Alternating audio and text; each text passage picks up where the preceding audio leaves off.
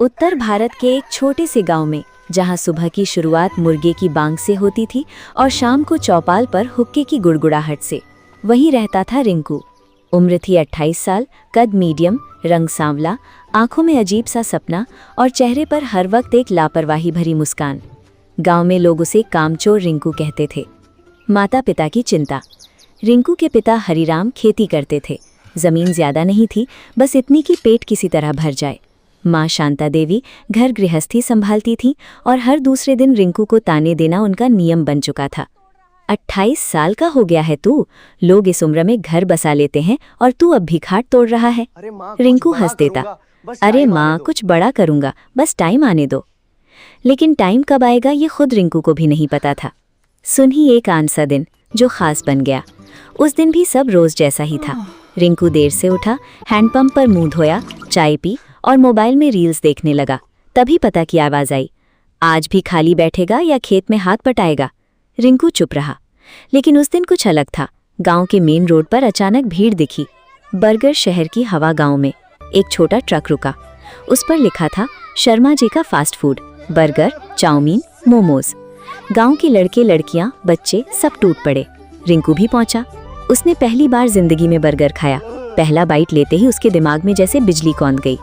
ये तो कमाल है, अगर ये चीज हमारे गांव में रोज मिले तो। वहीं से रिंकू के अंदर का व्यापारी जाग गया। आइडिया का जन्म। रात को रिंकू सो नहीं पाया। खाट पर लेटे लेटे वह सोचता रहा। गांव में स्कूल है, कॉलेज जाने वाले बच्चे हैं, शहर दूर है, लेकिन फास्ट फूड सबको चाहिए। उसने तय कर लिया, मैं गांव में फास्ट फूड का ढाबा खोलूंगा। घर में तूफान। सुबह उसने माँ बाप को बताया, माँ ढाबा, वो भी फास्ट फूड, तुझे रोटी बेलनी भी नहीं आती। पिता, लोग हंसेंगे, खेती छोड़कर चाउमीन बेचेगा। लेकिन रिंकू पहली बार अड़ा रहा, अगर नहीं चला तो खेत में हमेशा के लिए काम करूंगा। पैसों का जुगाड़। पैसे कहाँ से आए? माँ के गहने, मना, पिता की बचत, नाम मात्र, बैंक, गांव के लड़के को कौन देगा। आखिरकार रिंकू ने किया सबसे बड़ा रिस्क, अपनी मोटरसाइकिल बेच दी। 20,000 रुपए हाथ में आए।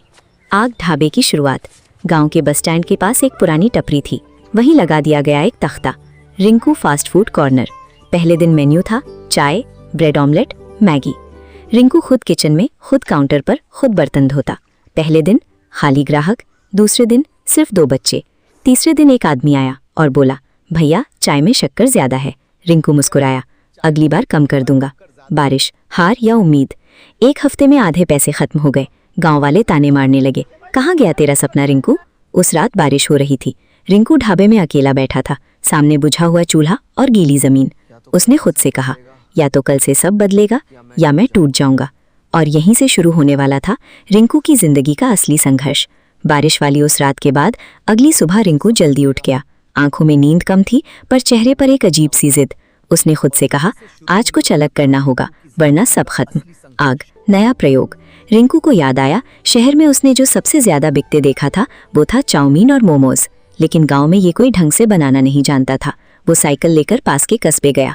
वहां एक छोटे से ढाबे पर पूरा दिन बैठकर देखता रहा, कैसे सब्जी काटते हैं, मसाला कब डालते हैं, आंच कितनी तेज रखते हैं। शाम तक उसने 3 बार चाउमीन खाई, हर बार स्वाद समझने के लिए। नम, आज मुफ्त चखो। अगले दिन ढाबे पर नया बोर्ड लगा, आज चाउमीन फ्री टेस्ट। गांव के बच्चे सबसे पहले आए, फिर नौजवान, फिर वो लोग भी जो कल तक मजाक उड़ाते थे। पहला रिएक्शन, अरे ये तो शहर जैसी है। रिंकू के दिल में पहली बार उम्मीद की चिंगारी जली। भीड़ बढ़ने लगी। शाम तक ढाबे पर भीड़ थी। मैगी पीछे छूट गई, चाउमीन हिट हो गई। एक लड़का बोला, भैया मोमोज भी बनाओ। रिंकू ने रात को ही तैयारी शुरू कर दी। एक अनजानी लड़की। तीसरे दिन एक लड़की आई, सादा सूट, बाल खुले, आंखों में तेजी। उसने चुपचाप चाउमीन खाई और बोली, ठीक है लेकिन मसाला बैलेंस नहीं है। रिंकू चौंका, कोई पहली बार इतनी सीधी बात कर रहा था। उसका नाम था पूजा।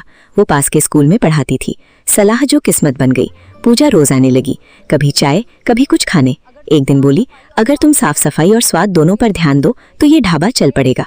उसने बताया, प्लेट अच्छे रखो, नाम साफ लिखो, शाम को लाइट लगाओ। रिंकू ने पहली बार किसी की बात पूरे दिल से मानी। आइडिया का असर। ढाबा चमकने लगा। शाम को बल्ब जगमगाने लगे। नाम बदलकर हुआ रिंकू का स्वादिष्ट फास्ट फूड। अब ग्राहक दूर दूर से आने लगे। पहला दुश्मन। लेकिन जहाँ तरक्की होती है वहाँ जलन भी आती है। पास के ढाबे वाला कालू रिंकू की बढ़ती भीड़ देख नहीं पाया। वो गांव में फैलाने लगा, इसकी चाउमीन में मिलावट है। एक दिन पंचायत तक बात पहुंच गई। पंचायत का फैसला। पंचायत में रिंकू बुलाया गया। सबकी नजरें उस पर थीं। पूजा भी आई। रिंकू ने शांत होकर कहा, अगर मैं गलत हूँ ढाबा बंद कर दूंगा। खाना वहीं बनाकर चखाया गया। नतीजा, इल्जाम झूठा निकला। कालू की बेइज्जती हुई। का बारिश, लेकिन मुसीबत अभी बाकी थी। उसी हफ्ते गैस सिलेंडर खत्म, पैसे कम, उधार बढ़ता गया। रिंकू पहली बार डर गया। रात को पूजा बोली, अगर सच में आगे बढ़ना है तो अब बड़ा रिस्क लेना पड़ेगा। रिंकू ने पूछा, कैसा रिस्क? पूजा ने जवाब दिया, शहर जाओ, सीखो और वापस आकर कुछ ऐसा करो जो किसी ने नहीं किया। रिंकू चुप रहा।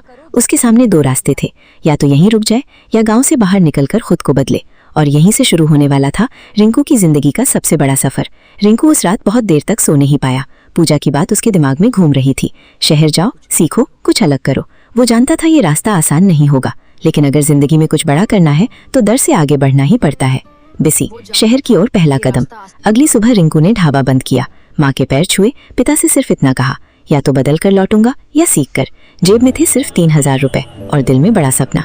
शहर पहुंचते ही उसे एहसास हुआ, यहाँ कोई किसी का इंतजार नहीं करता। हर होटल की भट्टी।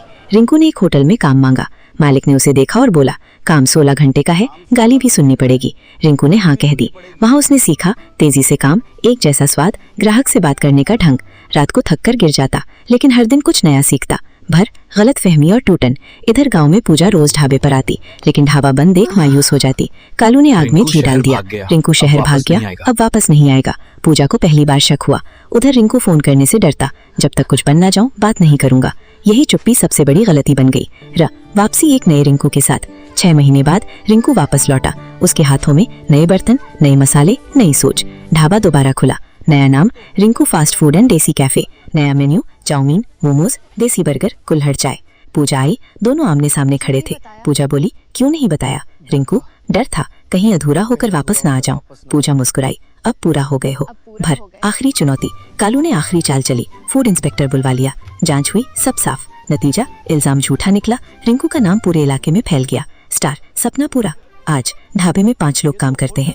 रिंकू दूसरों को रोजगार देता है। माता पिता गर्व से कहते हैं, ये हमारा बेटा है। पूजा और रिंकू की सगाई हो चुकी है।